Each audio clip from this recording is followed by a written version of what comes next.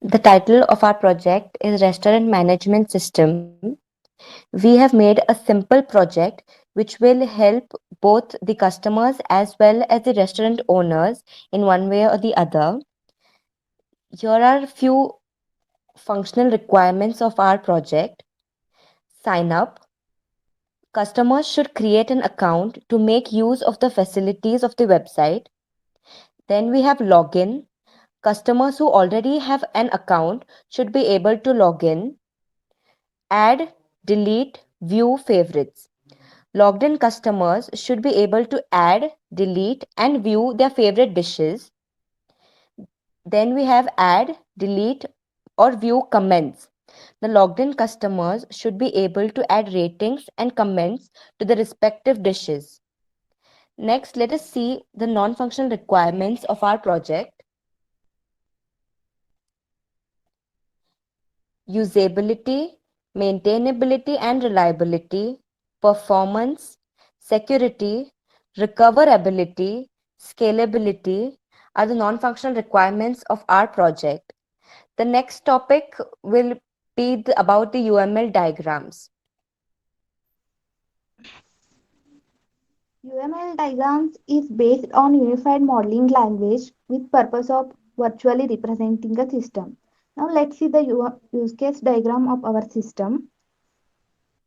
Restaurant management have a set of use cases and actors. A rectangle contains the use cases for a system with the actor listed on the outside. A stick man icon denotes the actor in restaurant management system. In our system, there are two actors, customer and admin. Customer can view the dishes by creating an account in the system through website. If customer is already logged in user or customer, he may sign in and add, view and remove the dishes from the favorite list. And also they may give their feedbacks to the dishes in the form of comments and ratings. Another actor in our use case diagram is admin. Admin have all access to the system. Admin participate in use cases like he may view users and manage users, and he manage data, and also he has access to remove dishes. Now next is class diagram. On moving to the class diagram is a type of static structure that describes the structure of the system by showing system classes attributes. The class diagram of restaurant management system have various classes like users, dishes, and leaders, comments, admins like various classes. User classes have attributes username, password, admin, first name and last name that all are of string type. This is a base class having admin and customer as a child classes. Without base classes, child classes doesn't exist. The user the user view dishes class have attributes. The user can choose the dishes by name or image fries admins adders. The Then the leader view customer. The customer may sign in the system, and also they have access to add favorites and views promotion for the dishes. Customer can also give their feedbacks to the dishes in the form of comments. Comments have attributes like rating, comments, and also they can give comments on object ID. Next was activity diagram. Now, before we get to the activity diagram, first let us know what is activity diagram. An activity diagram visually represents a series of action or flow of control in a system similar to a flow chart or a data flow diagram. And activity diagrams are often used in business process modeling. They can also describe the step in the use case diagram. Activities models can be sequential and concurrent. In both cases, an activity diagram will have a beginning and initial state, an ending, and a final state. Now, in this UML diagram, the initial state is start. So first, the client will face the login page, login portal, through which he will enter the credentials. Now, a database is going to check user level and permission. If the client You put the credentials of admin, so we'll uh, get the privilege to view user, add dishes, and manage user activities. In this user, you can see how many users are there, what activities he's doing, and what that user has added in his favorites, and what dishes he has added. Now, if the client enter with the customer credentials, he can use the functions like view dishes, add favorites, and add comments.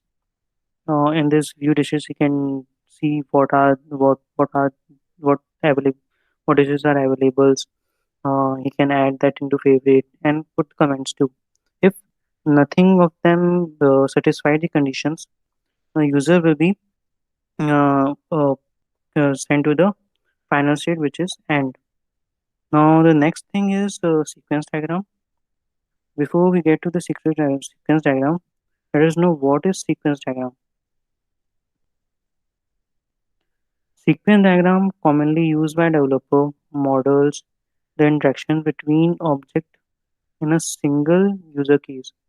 They illustrate how the different part of the system interact with each other to carry out a function and the order in which the interactions occur when a particular use case is executed. In simple word, a sequence diagram shows different part of the system work in sequence to get something done. Now, in this particular sequence diagram, we can see login, favorite, comments, database. These are all the lifelines, and each and customer is also lifeline. Each of them have got their own what is this um, activation bars. Now, if a client requests for a login, he will that request will be sent to the database. If that credentials get if that credentials are correct, database will send acknowledgement to the customer that the login is successful. After that, he can use anything like favorite, comments, and dishes, whatever he wants. And the favorites, he can like add, add, delete, and view. These are the functions that he can use. If that client like that dishes, he can add to that into the favorite. If he doesn't like that, he can delete it or he can view it. Now, before he add or read something, that activation bar will send the request to the database that this client has sent this permission. He wants to do this, and the acknowledgement will be sent to the customer that this delete, add, and view functions are being successful. Now, if a person wants to add a comment to that particular dish, he can use add and view functions. If you want to add some comment to it, you will add that comment. Before that comments get get in that particular comment bar, he will that activation bar will send the request to the database that the client wants to add the comment, and if that comments get successful, that acknowledgement will be sent to the customer that your comment is added. Comment is added, and the whole thing is completed. Now that next part is the demo of the project, which will be going to be explained by Larina.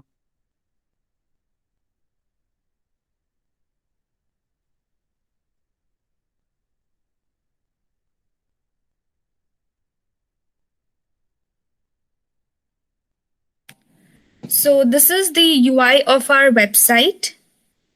So as we can see that this is the home page which displays the dish as well as the leader of the particular website. And we can also see that the UI shows the about us page which has a brief history about the restaurant named Restaurant Confusion with its logo, as well as it displays a list of the corporate leadership. Next, we have the menu page, which displays the list of the dishes available by the restaurant. Also, we have the My Favorites page. But for now, since we are not logged in, so it redirects us to the home page.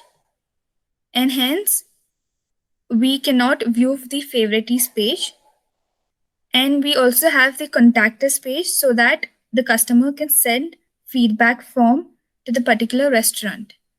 So the first functionality of this particular website is to sign up. So let's try signing up into a new user or creating an account. For example, we take in the first name as Rohit, the last name as Sharma, and the username as Rohit, and password. So when we click into the sign up button, we get a pop-up or an alert saying that the registration is successful. So this shows that the user is being added to the database. So to confirm this, we can run the db.users command, find, to display the list of users that is added into the database. Okay.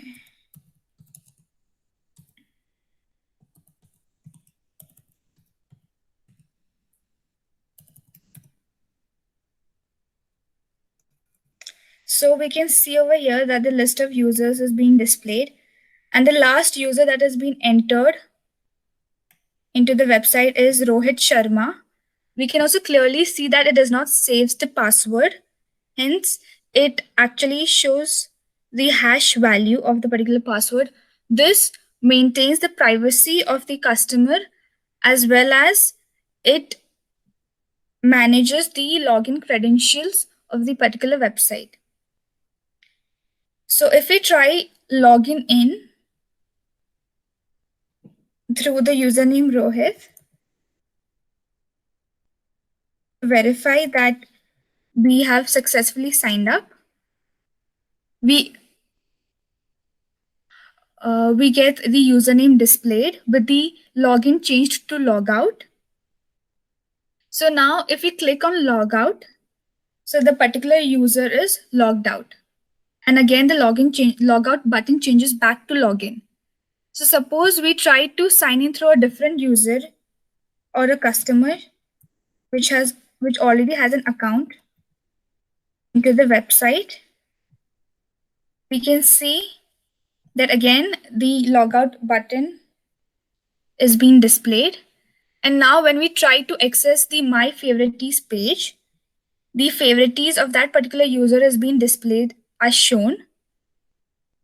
Suppose in case we want to add a favorites for the particular user, we need to switch to the menu web page, and then we have to click on the particular dish which you want to add as your favorite, and that particular dish is displayed with a heart icon.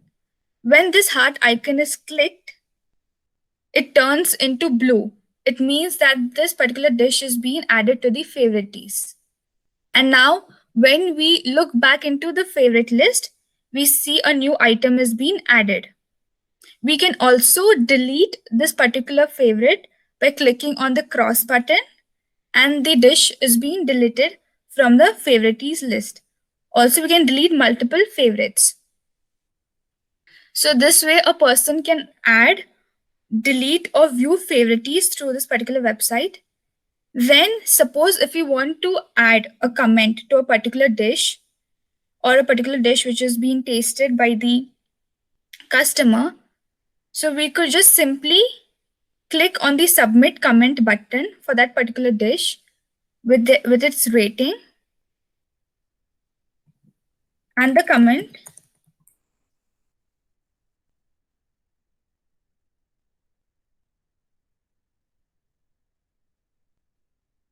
So we can see over here that a new comment is being added to this particular dish with its username as well as the date.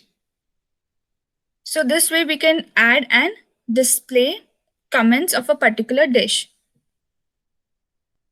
So here we have seen the My Favorites and adding and displaying comment. So if so now we can log out through the particular website. And this was all the basic functionality of the simple restaurant website. And the conclusion part will be explained by Disha.